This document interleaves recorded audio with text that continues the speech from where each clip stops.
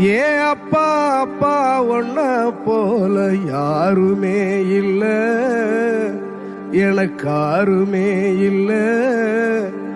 உன் கை வீரல புடிச்சு நடந்த கால மறக்கல, அந்த கால மறக்கல. 10 மாசம் தாய் சுமந்தா மொத்தத்தையும் நீ சுமந்து நித்தரத்த வேர்வ சிந்தி உழைச்ச சாமி நீ. துன்பங்களை நீ சுமந்து இன்பங்களை எனக்கு தந்து நம்பிக்கைய ஊட்டி என்ன வளர்த்த சாமி நீ.